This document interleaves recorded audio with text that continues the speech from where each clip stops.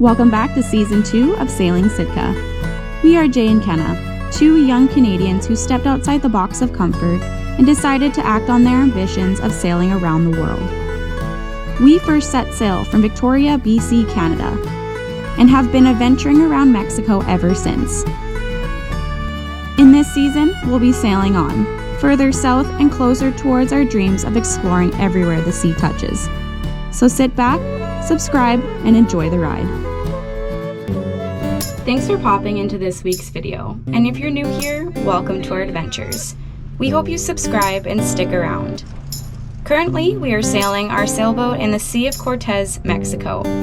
Slowly but surely sailing our way further south, all while enjoying beautiful anchorages along the way. Alright, we just lifted anchor. We're leaving San Juanico and we're sailing to Isla Coronado. I think that's how you pronounce it. It's about 20 miles and we're getting there today so that we can sail the hour it takes to get to Loreto from Isla Coronado on Sunday morning, so that we can finally reprovision food, diesel, gas, do laundry, water, the whole shebang. So yeah, that's why we left San Juanico so quickly. We actually really enjoyed it there and it was super protected, so we got the really nice sleep that we needed for the last 2 days. So yeah, it should be about 4.5 hours to this island, and it looks like it's going to be dead downwind with the pole out.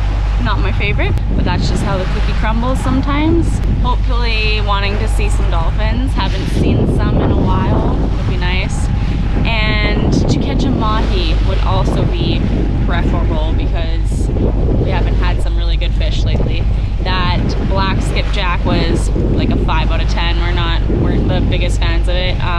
We seared it. It might be better just completely raw. Anyway, we already put the main up. Pretty set on that. Once we turn this corner here of this peak, we'll be putting the Jenny out and probably the pole.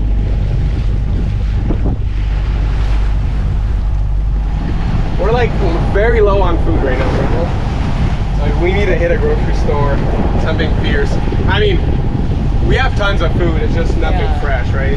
Like we could survive on rice if it comes to that, but you know what I'm craving? It's kind of like couscous salad. It's so good. That would be good. I'm craving Karen's friggin' salad rolls. Oh, those were so That's good. what I'm craving. She makes the most bomb-ass salad rolls in the world. They're so refreshing too when it's really hot out. Like when it's so hot and you're having cold, fresh salad rolls with shrimp.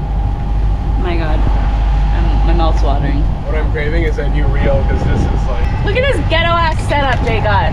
I caught like 7 skipjack on it in the last 3 days. It still works, but it's not ideal, that's for sure. If you remember correctly, when we crossed the Sea of Cortez from Guaymas, we were right into the wind, so we couldn't make it to Rosalia, so we couldn't get like provisions there, which was fine because we had just done a huge provision run in Guaymas.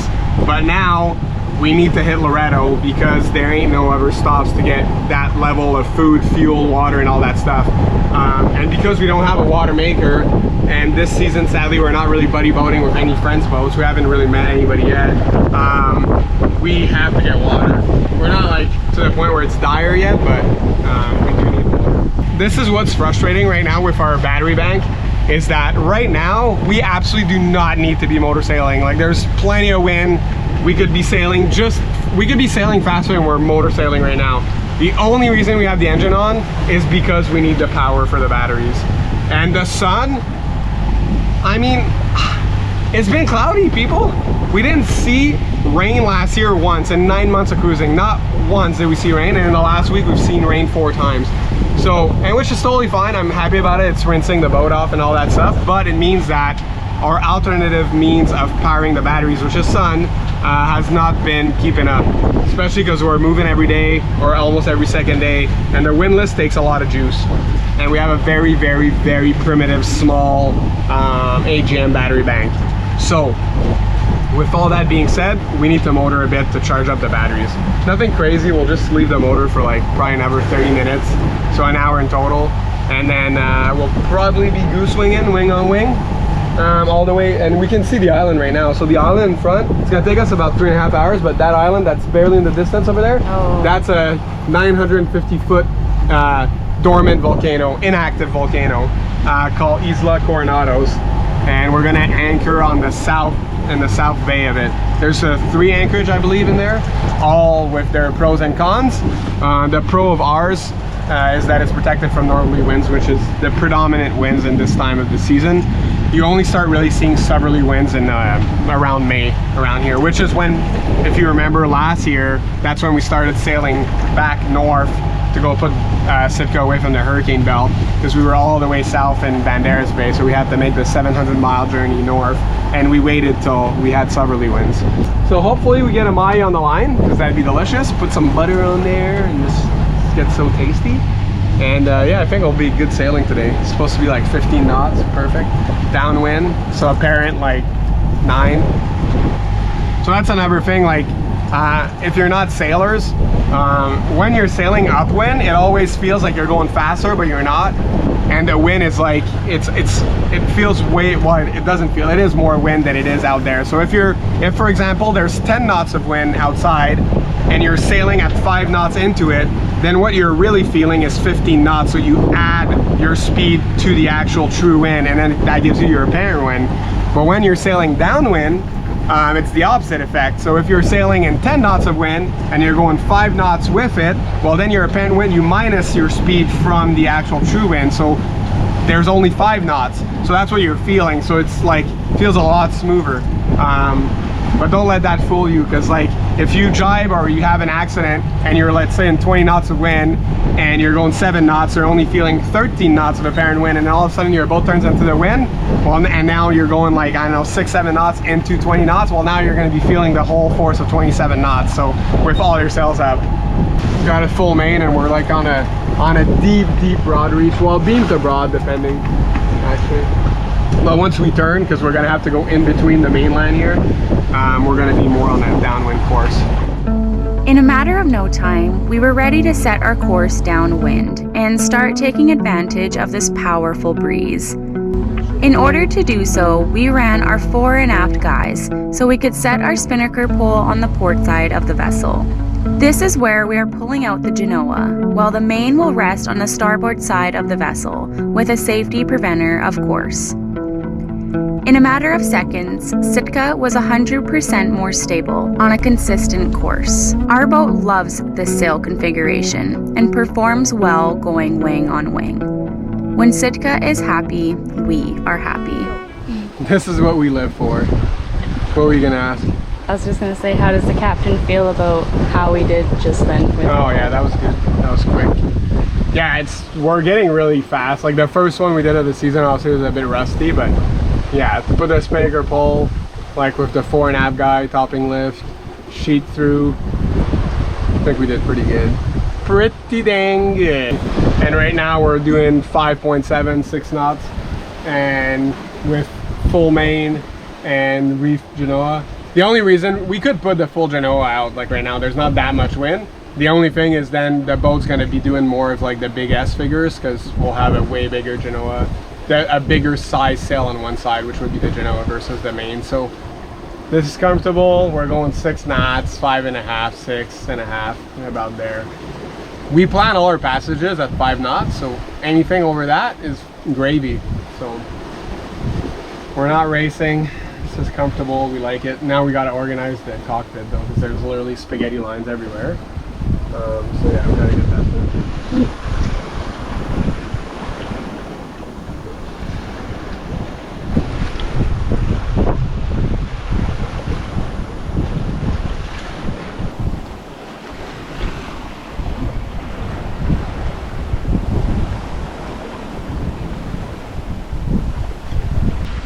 Alright, so I just pulled up our lurks, our lines. I figured, I was like, something's weird, there's no resistance, and yeah, something ate one of our cedar plugs. I felt a nibble when we left, but I was holding it and like just nothing, so I think something big just destroyed it, sadly. So now we're gonna put this little pink squid thing. Kenna's grandma always liked those things. Apparently she gets good luck with those. With pink lures, yeah. Yeah, we've had good luck with these ones too, so let's see if it still holds true.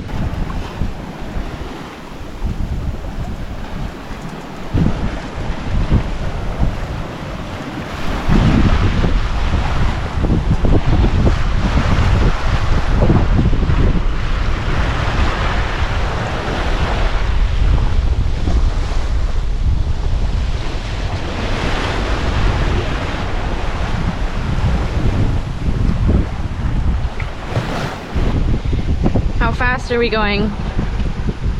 6.6. I swear we take the camera out when we go slower. 6.9. Well, how fast did we go before? Like 7.8. Obviously it's when we're surfing down a wave there. Like right now we're like averaging 6.8, 6.7, 6.4. Doing good. Doing good. We'll get to the island by like 12:30 pretty much, but then we have to like turn into it, so it's probably another hour, and we'll put ourselves down and stuff.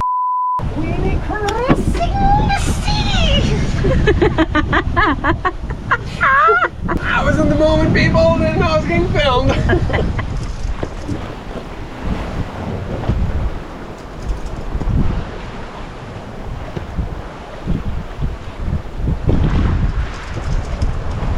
So you see there's a reef there, mainland there, volcano there. We have to go in between that reef and that land. So like we gotta thread the needle here. So there's the mainland there, well the mainland of Baja, and then there's a reef, a huge reef right there, and then there's a volcano we're gonna go anchor behind. But it's pretty narrow passage, and it goes down from like, we were in like 1,000 feet, and now we're starting to descend, and it's gonna go down to 40 feet, and now we're at 628. And it's gonna go drop from 628 to 40 in like the next like half a mile here. So very steep descent in depth. And yeah, we gotta keep an eye out here because like the charts are not the most accurate. So there's soundings on Navionics from other boaters, so I'm like lining myself up with that, but we were sailing wing on wing, so like you're not going always perfectly straight. But I think we got ourselves like here. If I show you guys on the chart, this is what it looks like. So the soundings are right here, so I'm trying to aim for them, and that's the reef, that's the mainland of Baja, and that's where we're going to anchor behind the volcano here. So yeah, we're doing 7.2 knots, 6 knots, it's pretty good.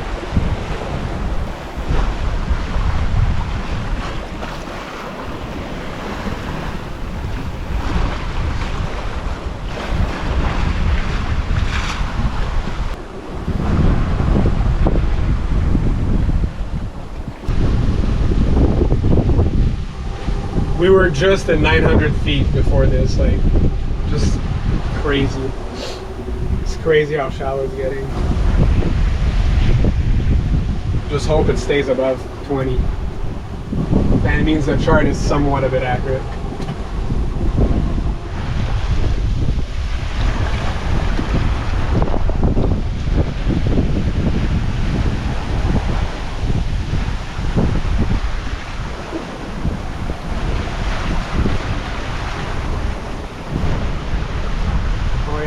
Bunch of sailboats at anchor. Really? Yeah, look, right in front. Literally all those boats right there, that's all boats at anchor. See them? Oh, wow. Probably everybody waiting to go to Laredo.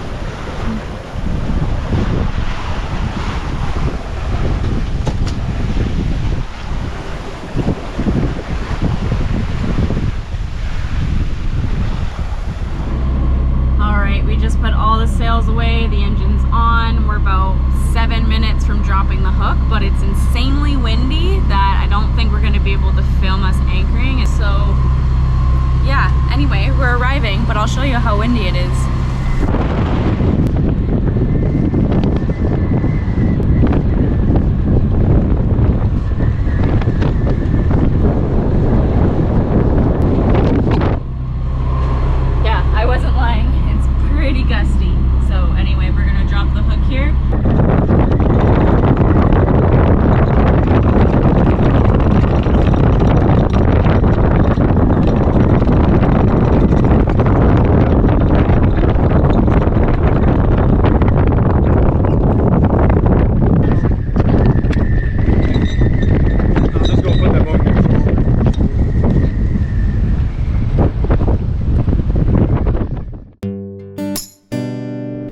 It gusted into the 40s consistently at Isla Coronados until morning. Therefore, we never got to go ashore and explore. But it's probably for the better, as we needed to get our butts into high gear in order to anchor in Loretto and provision the heck out of this boat. All this next on Sailing Sitka.